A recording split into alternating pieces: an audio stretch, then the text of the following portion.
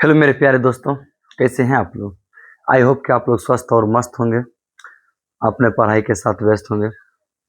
मैं सुमित कुमार आज के एसपीडी के आज सेकेंड क्लास में आप सभी का स्वागत है। आज जीव विज्ञान का सेकेंड क्लास है, तो देखते हैं आज के क्लास में जो है वनस्पति विज्ञान से प्रारंभ करने वाले हैं। अगर आप सभी इससे पहले वाला वीडियो नहीं देखे हैं तो आप सब जाकर देख सकते हैं। यूट्यूब चैनल मेरा है SK classes GKGS Sumit Kumar, आप सब जाकर देख सकते हैं। तो चलते हैं नेक्स्ट। आज जो है वनस्पति विज्ञान, इससे पहले हम ये सभी पढ़ा चुके थे।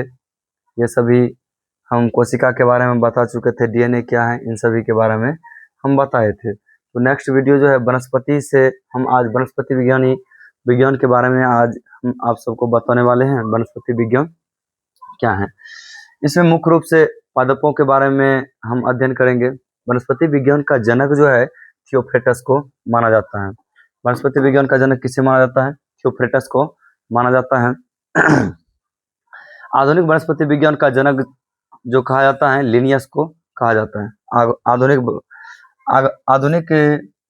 वनस्पति विज्ञान का जनक किसे कहा जाता है? लिनियस को कहा जाता है। और वनस्पति जगत का सबसे बड़ा समूह कौन होता है? थैलोफाइटा होता है। थैलोफाइटा समूह के पौधा होते हैं, क्या होते हैं? सिकोया जो है, सुका जो है, ये क्या है? थैलोफाइटा समूह का जीव मतलब पौधा है। सबसे सरल स्थलीय पौधा कौन है? ब्रायोफाइटा। ये ब्रायोफाइटा एक प्रकार का पौधा है। सबसे बड़ा ब्रायोफाइटा कौन है? डायसोनिया। कौन है? डायसोनिया सबसे बड़ा क्या है? ब्रायोफाइटा जीव पौधा है। सबसे छोटा ब्रायोफाइटा कौन सा है? जियोप्सिस। ये क्या है? सबसे छोटा ब्रायोफाइटा समूह का पौधा का जीव है, समूह का जीव है। समान उत्तक जाइलम और फ्लोएम अभाव किसमें होता है? जाइलम और फ्लोएम किसमें नहीं पाया जाता है? तो वो है ब्रायोफाइटा। ब्रायोफाइटा जीव में, ब्रायोफाइटा पौधा में जो होता है क्या नहीं पाया जाता है? जाइलम और फ्लोएम नहीं पाया जाता है। वनस्पति जगत का एम्फीबिया वर्ग कहलाता है। किसे कहा जाता है? ब्रायोफाइटा। ब्रायोफाइटा से लगातार क्वेश्चन पूछे जाते हैं, इसीलिए हम यहाँ से स्टार्ट किए हैं। टेरिडोफाइटा समूह के पौधे को क्या कहते? टेरिडोफाइटा समूह का पौधा कहाँ उगता है? तो नमी और छायादार स्थलों पर, यानी कि जहाँ पर नमी और छायादार स्थल होता है वहाँ पर टेरिडोफाइटा समूह के पौधे उगते हैं। यानी कि सबसे छोटा टेरिडोफाइटस कौन है? एजोला क्या है? सबसे छोटा टेरिडोफाइटा समूह का पौधा है। नेक्स्ट जो है टॉपिक आपका है शैवाल। शैवाल से क्वेश्चन बहुत सारे पूछे जाते हैं, इसलिए देखते हैं शैवाल में क्या है। शैवालों का अध्ययन क्या कहलाता है? फाइकोलॉजी। कई बार ये क्वेश्चन पूछे जा चुके हैं। शैवालों का अध्ययन क्या कहलाता है? फाइकोलॉजी। शैवालों की कोशिका भित्ति किसकी बनी होती है? सेल्यूलोज की। शैवालों की कोशिका भित्ति किसकी बनी होती है? सेल्यूलोज की। वैसे तो पादप का भी कोशिका भित्ति सेल्यूलोज का ही बना होता है। पादप की कोशिका भित्ति सेल्यूलोज का बना होता है, लेकिन कवक का कोशिका भित्ति जो होता है वो बना होता है काइटिन का। अंतरिक्ष यात्री प्रोटीन युक्त भोजन, जल और ऑक्सीजन प्राप्त करते हैं किससे? क्लोरेला शैवाल से। आयोडीन बनाने में उपयोगी शैवाल कौन है? लेमिनेरिया शैवाल। ये क्वेश्चन कई बार पूछे जा चुके हैं। आयोडीन बनाने में कौन सा शैवाल उत्तरदायी होता है? तो लेमिनेरिया शैवाल। सबसे बड़ा शैवाल कौन है? मैक्रोसिस्टीम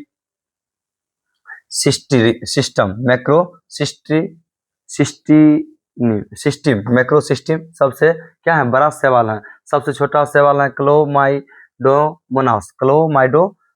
क्लेमाइडोमोनास सबसे क्या है? सबसे छोटा शैवाल है। कवक क्या है? कवक एक प्रकार का क्या है? मृतपोषी जीव है। मृतजीवी पादप होते हैं। ये एक प्रकार का बहुकोशिकीय पादप है, बहुकोशिकीय जीव है।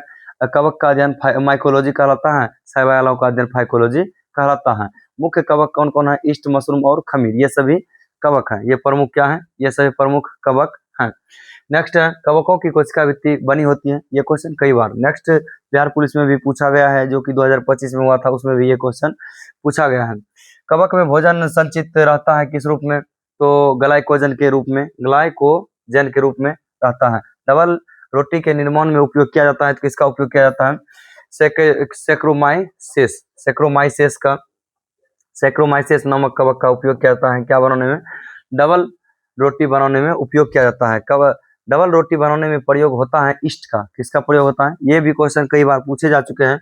डबल रोटी में किसका प्रयोग होता है? ईस्ट का। डबल रोटी बनाने में किसका प्रयोग होता है?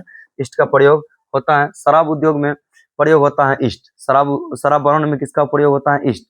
ईस्ट एक प्रकार का क्या है? जीव है, ठीक है ना। ईस्ट एक प्रकार का जीव है और मतलब फफूंदी बोला जाता है इसे। बेकरी में ब्रेड बनाने के लिए ईस्ट का प्रयोग किया जाता है। तो क्या करने के लिए? ब्रेड को मुलायम बनाने के लिए। क्या करने के लिए? और लचीला बनाने के लिए। ब्रेड को लचीला और मुलायम कौन बनाता है? ईस्ट। ईस्ट जो है ब्रेड को क्या करता है? लचीला और मुलायम बनाता है। और नेक्स्ट जो टॉपिक है नेक्स्ट टॉपिक है क्या है? लाइकेन। लाइकेन वो होते हैं तो कवक और शैवालों से बने होते हैं, यानी कि लाइकेन को कवक और शैवालों का सहजीवी भी कहा जाता है। लाइकेन को क्या कहा जाता है? कवक और शैवालों का सहजीवी कहा जाता है, क्योंकि ये दोनों आपस में क्या करता है? मिलकर ही लाइकेन बनाते हैं। लाइकेन शब्द का प्रयोग किसने किया था? थियोफ्रेटस ने किया था। लाइकेन शब्द का प्रयोग थियोफ्रेटस ने किया था। पेड़ों के छाल पर उगने वाले लाइकेन कहलाते हैं तो कोर्टिकोलस कहलाता है। क्या कहलाता है? कोर्टिकोलस कहलाता है। पेड़ों पर उगने वाले छाल उगने वाले लाइकेन को क्या कहते हैं? छालों पर जो उगता है उसे क्या कहते हैं? कोर्टिकोलस कहते हैं। चट्टानों पर उगने वाले लाइकेन को सेक्टिकोलस कहते हैं। सेक्सिकोलस कहते हैं। गोबर पर उगने वाले कवक को क्या कहते हैं? गोबर पर उगने वाले कवक को कहते हैं क्रोपोफिल। गोबर पर उगने वाले कवक को क्या कहते हैं? क्रोपोफिल कहते हैं। नेक्स्ट है लाइकेन सहजीवी होते हैं। लाइकेन सहायक होते हैं मृदा निर्माण के लिए। किसके लिए? मृदा निर्माण के लिए लाइकेन सहायक होते हैं। प्रयोगशाला में प्रयोग होने वाला लिटमस पत्र प्राप्त किया जाता है किसका? रोसेला लाइकेन से प्राप्त होता है। कौन सा? जो लिटमस पेपर में जो लाइकेन उपयोग होता है लिटमस पेपर में वो होता है रोसेला लाइकेन से प्राप्त होता है। इत्र बनाने में उपयोग किए जाने वाला लाइकेन बने होते हैं किससे? तो लोबेरिया इर्वोनिया रेमेनिया इनसे बना होता है। कौन सा? इत्र जो आप सभी परफ्यूम मारते हैं वो जो उसमें जो लाइकेन का प्रयोग होता है लोबेरिया और इरवेनिया इनका ही प्रयोग होता है। और आप जो नेक्स्ट पॉइंट है अनावृत बीजी। क्या है? अनावृत बीजी भी एक प्रकार का जो है बीज है, ये पौधा है। अनावृत बीजी किस में पाया जाता है? तो ये पाया जाता है अनावृत बीजी जो पाया जाता है इसे जिम्नोस्पर्म भी कहा जाता है। अनावृत बीजी को क्या कहा जाता है? जिम्नोस्पर्म। समूह जो होता है मतलब अनावृत बीजी समूह के जो पौधा होता है ये बीज, इसमें बीज यानी कि आवरण नहीं पाए जाते हैं, नगण्य होते हैं। इनके आवरण क्या होते हैं? बीज इसमें नहीं पाया जाता है, आवरण भी नहीं होता। आवरण किसे कहते हैं? बीज के ऊपर जो एक कवर होता है उसे हम क्या कहते हैं? आवरण कहते हैं, जो कि बीज का सुरक्षा देने का कार्य करता है। सबसे बड़ा अनावृत बीजी पौधा कौन सा है? सिकोया। सबसे बड़ा अनावृत बीजी पौधा कौन सा है? सिकोया है। सबसे छोटा अनावृत बीजी पौधा जो है जेमिया पिग्मिया है। साबूदाना ये जो आप साबूदाना खाते हैं वो किससे बना होता है? साइकस से। अनावृत बीजी पौधे में परागण की क्रिया होती है किसके माध्यम से होता है? अनावृत बीजी में परागण की क्रिया किसके माध्यम से होता है? वो जो होता है वायु के माध्यम से। नेक्स्ट पॉइंट जो है आवर्त बीजी। यहाँ पर जो मेरा उद्देश्य है एसपीडी के सभी क्वेश्चन को और सभी टॉपिक को लगातार जल्द से जल्द और कम समय में अधिक से अधिक क्वेश्चन को करना। वैसे तो इससे भी अच्छा मेरे पास पीपीटी है, उसके भी माध्यम से हम ऑप्शन टाइप का पीपीटी है उससे भी हम पढ़ा सकते थे, लेकिन इससे होता क्या है ज़्यादा से ज़्यादा क्वेश्चन कम समय में हो जाता है। आवर्त बीजी क्या होता है? इसे जो कहा जाता है एंजियोस्पर्म कहा जाता है। इसे क्या कहा जाता है? एंजियोस्पर्म कहा जाता है। आवर्त बीजी समूह के पौधे में बीज होते हैं, ये वैसे फल के अंदर बीज होते हैं, इसके ऊपर आवरण पाए जाते हैं और फल के अंदर बीज होते हैं। सबसे बड़ा आवर्त बीजी यूकेलिप्टस, यूकेलिप्टस है। सबसे छोटा जो आवृतबीजी है ये क्या है? लेमना। क्या है? लेमना है। क्या है? लेमना है। और नेक्स्ट जो है क्वेश्चन, सबसे छोटा बीज कौन सा होता है? ये क्वेश्चन कई बार पूछे जा चुके हैं, कई सारे एग्जाम में पूछे जा चुके हैं कि सबसे छोटा बीज कौन सा है। तो सबसे छोटा बीज जो होता है आर्किड होता है, और सबसे बड़ा बीज जो होता है लोडेसिया होता है। क्या होता है? लोडेसिया। सबसे ऊंचा पौधा कौन सा होता है? सिकोया सेम्पी सेम्पर सेम्पर वे सेम्पर विरेंस विरेंस सेम्पर विरेंस होता है। और सोलेनोसी सोलेनेसी कुल के पौधे होते हैं। आलू सोलेनेसी एक प्रकार का कुल है, जिसे जैसे कि वंश होता है ना, उसी प्रकार सोलेनेसी जो होता है सोलेनेसी जो होता है ये क्या है? सोलेनेसी एक प्रकार का पौधा है। किस कुल के पौधा है? इसमें कौन कौन से पौधे आते हैं? आलू का पौधा, बैगन का पौधा, टमाटर का पौधा, तंबाकू का पौधा और मिर्च का पौधा, ये सभी सोलेनेसी के अंदर आते हैं। सोलेनेसी के अंदर आते हैं। और नेक्स्ट पॉइंट जो है रूटेसी कुल के पौधे कौन कौन होते हैं? रूटेसी जो एक प्रकार का कुल है, उसमें कौन कौन से पौधे आते हैं? नींबू, संतरा, बेल और ये क्या होते हैं? मौसमी। ये सभी किस कुल के पौधे हैं? तो रूटेसी कुल के पौधे हैं। रूटेसी कुल के पौधे हैं। रोजेसी कुल के पौधे सेब, नाशपाती, गुलाब और रसभरी ये सब कुछ किस कुल के पौधे हैं? रूटेसी कुल के पौधे हैं। नेक्स्ट है मालवेसी कुल के पौधे कौन कौन सा है? कपास, भिंडी और गुड़हल जो है ये सभी मालवेसी कुल के पौधे हैं। मटर किस कुल का पौधा है? तो ये लेग्यूमिनेसी कुल का पौधा है। गन्ना किस कुल का पौधा है? तो ग्रेमिनी कुल का पौधा है। लौंग किस कुल का पौधा है? जो पौधा है मिटेंसी कुल का पौधा है। लौंग के खेत का मुख्य घटक क्या होता है? लौंग के तेल का प्रमुख घटक कौन सा है? यूरेनाल। कौन सा है? यूरेनाल। ये जो टॉपिक अब नेक्स्ट है, ये टॉपिक बहुत ही वीवीआई है। इनसे कई सारे क्वेश्चन पूछे जा चुके हैं और इसमें बहुत सारे क्वेश्चन पूछने की संभावना बनी रहती है। पौधे को अवरोही भाग होते हैं। पौधे का अवरोही भाग कौन सा होता है? वो जड़ होता है। अवरोही मतलब सबसे निचला भाग कौन होता है? वो जड़ होता है। तर्क रूपी जड़ के उदाहरण है कौन है? तो तर्क रूपी जड़ के उदाहरण कौन है? मूली। कुंभी रूपी जड़ के उदाहरण है, तो कुंभी रूपी जड़ के उदाहरण कौन है? सलजम किसका उदाहरण है? कुंभी रूपी जड़ के उदाहरण माने जाते हैं।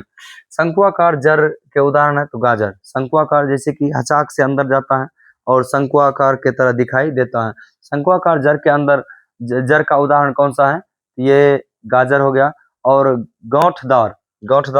गौठदार जैसे कि चुकंदर आप सबने देखा होगा कि उसके ऊपर कई सारे गोल गोल वो बना रहता है, सर्कल के टाइप का बना रहता है। तो किसका बना होता है?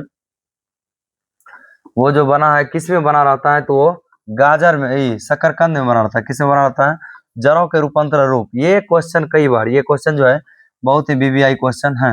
यानी कि मूली किस प्रकार का रूपांतरण है? तो मूली है जड़ का रूपांतरण। किसका? जड़ों का रूपांतरण है। गाजर जड़ और सलजम भी जड़, ये सभी क्या है? जड़ होते हैं। तने का रूपांतरण माना जाता है। तो आलू, अदरक और हल्दी ये सब क्या है? तना है। ये सब क्या है? तना है। यानी कि आलू का खाने योग्य भाग होता है तना। आलू का कौन सा भाग खाया जाता है? तो तना होता है। नेक्स्ट जो है अदरक आलू के खाने योग्य भाग तना है। क्या है? तना है। कंद के उदाहरण है आलू। कंद क्या है? एक प्रकार का आलू जो है क्या है? एक प्रकार का कंद है। धन कंद उदाहरण है ओल और अरवी क्या है? अरवी एक प्रकार का खाने वाला पदार्थ है। परकंद के उदाहरण है अदरक और हल्दी। ये क्या है? एक प्रकार का परकंद है। क्या है? परकंद है। सलकंद उदाहरण प्याज और लहसुन क्या है? सलकंद है। प्याज और लहसुन क्या है? सलकंद है। प्याज के छिलके उतारने पर आंसू होते हैं किसके कारण? सल्फेनिक अम्ल के कारण। इसमें जो होता है प्याज के छिलके में सल्फोनिक नमक अम्ल पाया जाता है। कौन सा अम्ल? सल्फोनिक अम्ल पाया जाता है। लहसुन में गंध किसके कारण होता है? एलाइसिन के कारण। किसके कारण? एलाइसिन के कारण। मिर्च में तीक्ष्णता के मिर्च के तीक्ष्णता का कारण है। मिर्च जो तीखा लगता है किसके कारण? ये जो होता है कैप्सेसिन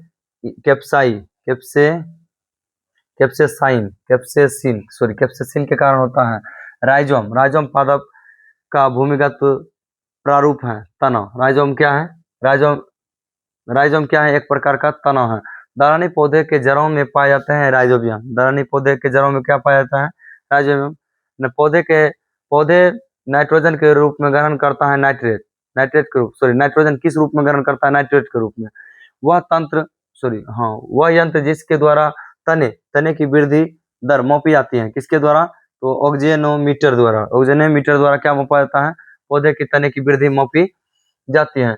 और तनाव पत्ती एवं कली से नया पौधा प्राप्त करना क्या कहलाता है? कायिक प्रवर्धक कहलाता है। क्या कहलाता है?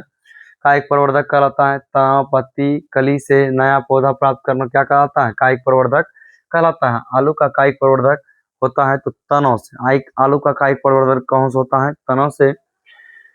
ब्रायोफिलम के कायिक प्रवर्धक होते हैं तो तनों से।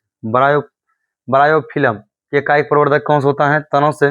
पौधे का मुख्य प्रकाश संश्लेषी अंग होता है पत्ती। पौधे का मुख्य प्रकाश संश्लेषी अंग होता है पत्ती के द्वारा ही प्रकाश संश्लेषण की प्रक्रिया प्रारंभ होता है। ये जाके स्टोमाटा में संपन्न होती है। किसमें? स्टोमाटा और ग्रेनम में जाके संपन्न होती है। और पत्ती में जो होता है अति सूक्ष्म छिद्र होते हैं जिसे हम क्या कहते हैं? रंध्र कहते हैं। जिसे हम क्या कहते हैं? स्टोमाटा या रंध्र कहते हैं। पत्तियों सांस लेती है किसके द्वारा? स्टोमाटा के द्वारा। पत्ती जो सांस लेता है यानी कि प्रकाश संश्लेषण की प्रक्रिया पत्ती में होता है वो रंध्र के द्वारा ही होता है। किसके द्वारा? वाष्पो उत्सर्जन। नेक्स्ट जो क्वेश्चन है कह रहा वाष्पो उत्सर्जन में सहायक होता है। कौन सहायक होता है? स्टोमाटा। वाष्पो उत्सर्जन में कौन सा सहायक होता है? स्टोमाटा। पौधे की पत्तियों का रंग हरा किसके कारण होता है? क्लोरोफिल के कारण। स्टोमाटा के अंदर ही क्या पाया जाता है? स्टोमाटा के अंदर क्लोरोफिल पाया जाता है। ये क्लोरोफिल के कारण ही क्या होता है? प्रकाश संश्लेषण की क्रिया होती है। पत्ती का लाल रंग, नारंगी रंग और पीला रंग किसके कारण होता है? कैरोटीनाइड के कारण होता है। पीला रंग, लाल रंग और नारंगी रंग किसके कारण होता है? कैरोटीनाइड के कारण होता है। क्लोरोफिल के केंद्रक में होता है मैग्नीशियम एक ऐसा धातु है जो कि केंद्रक में पाया जाता है। कहाँ पाया जाता है? क्लोरोफिल के केंद्रक में पाया जाता है। पत्तियों का मुख्य कार्य क्या है? प्रकाश संश्लेषण करना और भोजन बनाना। प्रकाश संश्लेषण करना और क्या करना? भोजन बनाना। अब नेक्स्ट जो टॉपिक है फल क्या है? फलों का अध्ययन क्या कहलाता है? फलों का अध्ययन पोमोलॉजी कहलाता है। पो से पोमोलॉजी, फ से फल, यानी कि पोमोलॉजी क्या कहलाता है? फलों का अध्ययन। फल बनता है निषेचन के द्वारा अंडाशय से फल बनता है। निषेचन के द्वारा अंडाशय से क्या बनता है? फल बनता है। निषेचन के बाद क्या बनता है? निषेचन के बाद बीजांड से बीज बनता है। किसके द्वारा? निषेचन के बाद बीजांड से ही बीज बनता है। निषेचन की खोज सर्वप्रथम किसने किया था? अस्टार्सबर्गर ने। किसने? अस्टार्सबर्गर ने किया था। नर एवं मादा के जनन इकाई का संयोजन क्या कहलाता है? निषेचन। जब नर और मादा आपस में मिलते हैं तो क्या होता है? निषेचन की प्रक्रिया संपन्न होती है। सबसे बड़ी बीजांड क्या होता है? साइकस। सबसे बड़ा बीजांड क्या है? साइकस। जिस फल को बनाने में पुष्प का केवल अंडाशय भाग लेता है उसे क्या कहते हैं? सत्य फल। जिस फल को बनाने में पुष्प का केवल अंडाशय भाग लेता है उसे सत्य फल कहा जाता है। जिसमें अंडाशय के अतिरिक्त पुष्प के अन्य अंग भी भाग लेता है वो क्या कहलाता है? असत्य फल। सिर्फ कौन? पुष्प का अंडाशय भाग लेता है सत्य फल। अंडाशय के अलावा और अन्य अंग भाग लेते हैं उससे के द्वारा बने फल को क्या कहते हैं? असत्य फल कहते हैं। सत्य फल का उदाहरण मटर, आम, ये दोनों क्या है? सत्य फल। क्या है? सत्य फल है। असत्य फल सेब, नाशपाती और कटहल ये क्या है? असत्य फल। ये सत्य और असत्य फल कई बार पूछे जा चुके हैं। परीक्षा की दृष्टि से ये पॉइंट जो है बीबीआई है। और नेक्स्ट जो है सारोसिस फल हैं। शहतूत, अनानास और कटहल ये सब कौन सा फल है? सारोसिस फल हैं। आम, इमली, पपीता, बेर और बेर का कौन सा भाग खाया जाता है? तो मध्य भित्ति। कौन सा भाग? मध्य भित्ति भाग खाया जाता है। यानी कि आम में देखिए पहले छिलका उतारते हैं, उसके बाद क्या बचता है? वो गुद्दा बचता है, उसके नीचे भी एक गुठली होता है, इसलिए हम गुठली और छिलके के बीच के भाग को खाते हैं। इसलिए आम का कौन सा भाग खाया जाता है? तो फल मध्य भित्ति भाग खाया जाता है। अमरूद अमरूद, अंगूर, शरीफा और टमाटर के खाने योग्य भाग है, तो फल भित्ति। कौन सा भाग? इसे बीज सहित हम सब खा लेते हैं। लीची का खाने योग्य भाग है एरिल। ये क्वेश्चन कई बार पूछा जा चुका है, एरिल। ये क्वेश्चन कई बार पूछा जा चुका है कि एरिल लीची का ऐसा कौन सा भाग खाया जाता है? तो एरिल भाग खाया जाता है। नारियल के खाने योग्य भाग भ्रूण, यानी कि नारियल के जो अंदर में पाया जाता है भ्रूण, उसे ही खाया जाता है।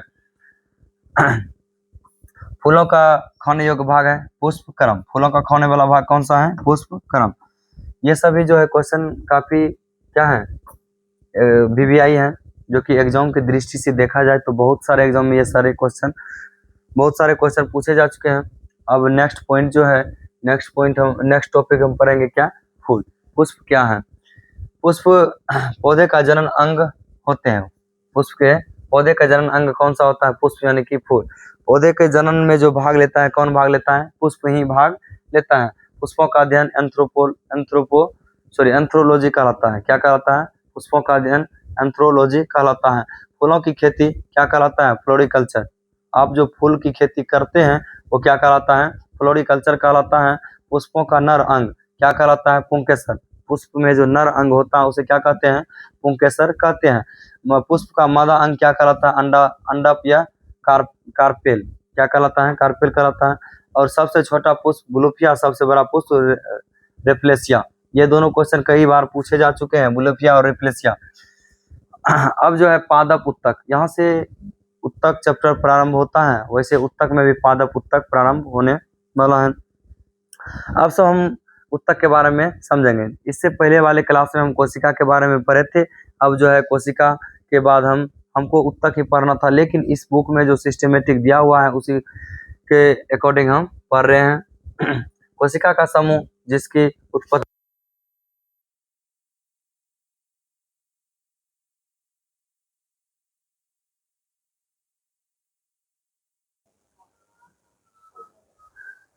तो मेरे प्यारे दोस्तों थोड़ा माइक इशू हो गया था, तो चलते हैं पादप उत्तक के बारे में। पादप उत्तक जो है समूह कोशिकाओं के समूह को क्या कहते हैं? उत्तक कहते हैं। समूह कोशिका के समूह को उत्तक कहते हैं।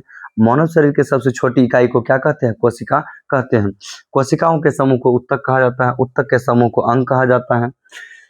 उत्तक शब्द का प्रयोग सर्वप्रथम बिचट ने किया था। किसने किया था? बिचट एक वैज्ञानिक था, इसने उत्तक शब्द का प्रयोग किया था। उत्तक शब्द का प्रयोग सर्वप्रथम किसने किया था? बिचट ने। नेक्स्ट जो है पॉइंट, नेक्स्ट है शरीर में उत्तकों का निर्माण किसके द्वारा होता है? प्रोटीन से बना होता है। उत्तक किसके द्वारा बना होता है? प्रोटीन से बना होता है। जाइलम और फ्लोएम उत्तक, ये दोनों क्या है? एक प्रकार का संवहन उत्तक है। वैसे उत्तक को जो अगर बांटा जाए तो उत्तक को दो भागों में बांटा जाता है, विभोज उत्तक और अस्थायी उत्तक। अस्थायी विभोज उत्तक 3 प्रकार के होते हैं। विभोज उत्तक 3 प्रकार के, अस्थायी उत्तक 2 प्रकार के होते हैं। पत्तियों में बनने वाले खाद्य पदार्थ को पौधे के अन्य भागों में कौन पहुंचाता है? फ्लोएम। खाद्य पदार्थ को फ्लोएम यानी कि भोजन को पौधे के संपूर्ण भाग में पहुंचाने का कार्य कौन करता है? तो फ्लोएम। अब पौधे की जड़ों द्वारा अवशोषित जल एवं खनिज लवणों को पौधे के विभिन्न भाग में पहुंचाने का कार्य जो करता है वो जाइलम। यानी कि जल को पौधे के विभिन्न भाग में जाइलम पहुंचाता है और भोजन को पौधे के विभिन्न भाग में फ्लोएम पहुंचाता है। शरीर में उत्तकों तथा अंगों को आपस में जोड़ने का कार्य कौन करता है? संयोजी उत्तक। मतलब शरीर के विभिन्न भागों में विभिन्न अंगों को जोड़ने का कार्य कौन करता है? संयोजी उत्तक। इसे कनेक्टिव टिश्यू भी कहा जाता है। एक दूसरे को कनेक्ट करने का कार्य करता है। शरीर के सभी भाग को कनेक्ट करने का कार्य कौन करता है? संयोजी उत्तक। रक्त एक प्रकार का क्या है? संयोजी उत्तक है। रक्त जो है संयोजी उत्तक है। अब जो है प्रकाश संश्लेषण, तो क्या है? प्रकाश संश्लेषण है।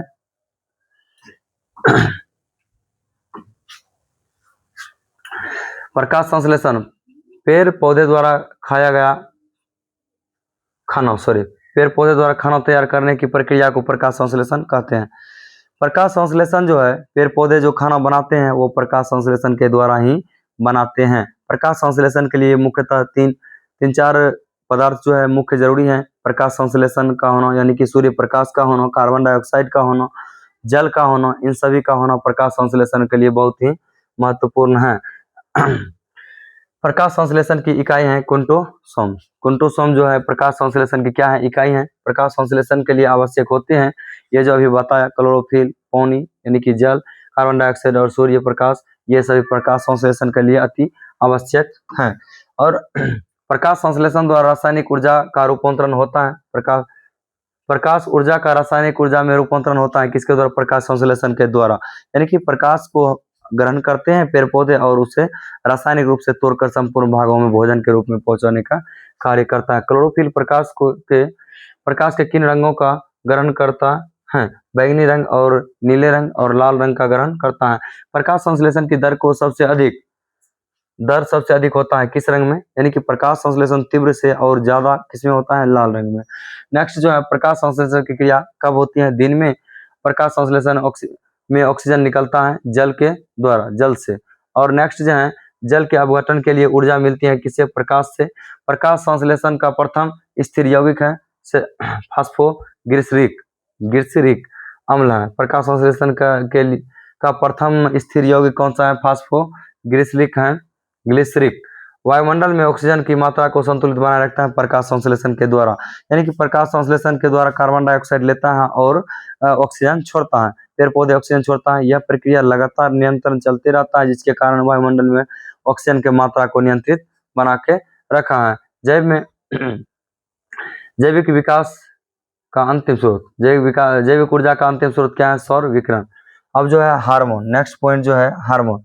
हार्मोन क्या है, हार्मोन के बारे में हम जानकारी लेंगे। नेक्स्ट जो टॉपिक है हार्मोन। प्रमुख पादप हार्मोन कौन कौन से हैं। पादप में 5-6 प्रकार के हार्मोन पाए जाते हैं। पादप में 5 प्रकार के हार्मोन पाए जाते हैं। Oxygen hormone, gibberellin hormone, ethylene hormone, उसके बाद क्या है, फ्लोरिनेजन और साइटोकाइनिन, यानी कि ये 5 प्रकार के हार्मोन पाए जाते हैं। वृद्धि प्रवर्धक पादप हार्मोन कहलाता है, यानी कि पौधे के विभिन्न भागों में वृद्धि के लिए जो हार्मोन पाए जाते हैं वो कौन है, वो जो हार्मोन है ऑक्सीजन, जिबरेलिन और साइटोकाइनिन, ये तीनों हार्मोन जो है वृद्धि हार्मोन है। वृद्धि निरोधक हार्मोन, यानी कि वृद्धि के रोकने वाला हार्मोन जो है एब्सिसिक अम्ल और एथिक अम्ल, एथिलीन, ये तीनों जो है एथिलीन, ये सब क्या है, वृद्धि को रोकने वाला हार्मोन है। खोजा गया प्रथम हार्मोन कौन है, ऑक्सीजन हार्मोन। यानी कि व्यक्ति ने जो सबसे पहले किस हार्मोन को खोजा था, तो वो ऑक्सीजन हार्मोन को ही खोजा था। उसके बाद है ऑक्सीजन की खोज किसने किया था, तो डार्विन ने 1880 में किया था। किसका प्रयोग खेत में छिड़काव करने, खरपतवार नष्ट करने के लिए किया जाता है, ऑक्सीजन नामक हार्मोन का प्रयोग किया जाता है। 2,4-D एक खरपतवार नाशक है, यानी कि कीड़े मकोड़े और खरपतवार को मारने के लिए किसका प्रयोग किया जाता है, ऑक्सीजन नामक पदार्थ का किया जाता है। 2,4-D खरपतवार 2,4-D का प्रयोग किया जाता है खरपतवार नष्ट करने के लिए।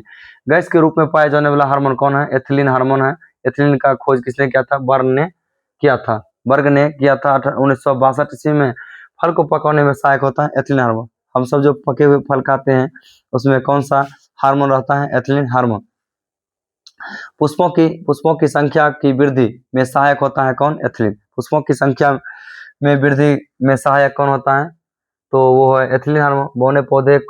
बौने पौधे को लंबा करने में सहायक होता है कौन, जिबरेलिन। यानी कि जिबरेलिन एक प्रकार का वृद्धि हार्मोन है जो कि पौधे में वृद्धि का कार्य करता है। जिबरेलिन की खोज किसने किया था, करासावा ने किया था। किसने किया था, करासावा ने। कोशिका विभाजन की दर को बढ़ाने वाला और विकास में सहायता करने वाला कौन सा हार्मोन है, साइटोकाइनिन। यानी कि साइटोकाइनिन की खोज मिलर ने किया था। किसने किया था, मिलर ने। फूल खिलने वाला हार्मोन कौन है, फ्लोरीजेन है। और ट्राउमेटिन क्या है, ट्राउमेटिन है एक प्रकार का डाइकार्बोक्सिलिक अम्ल। कौन सा अम्ल है, डाइकार्बोक्सिलिक अम्ल है। पौधे में जख्मों को भरता है, कौन भरता है, ट्राउमेटिन।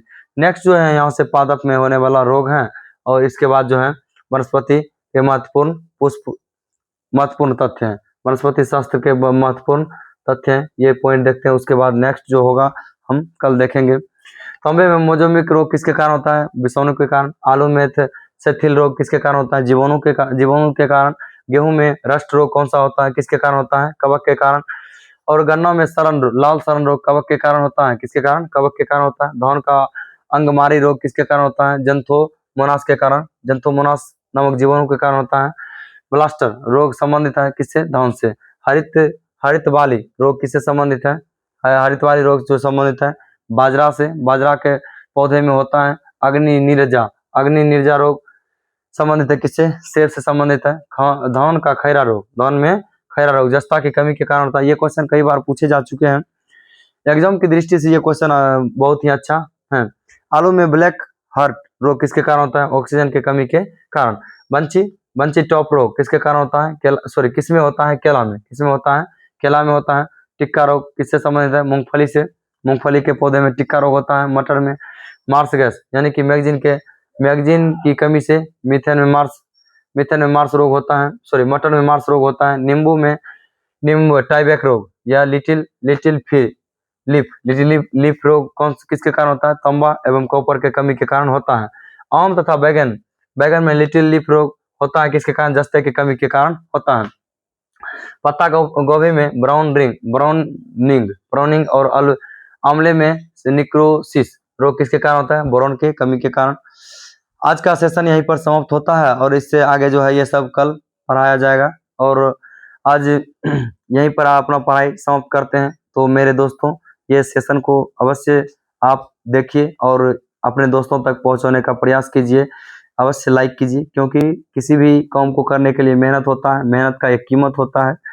इसलिए मेरे प्यारे दोस्तों, एक बार लाइक अवश्य कीजिए और शेयर भी कीजिए। तो मिलते हैं नेक्स्ट वीडियो में। धन्यवाद।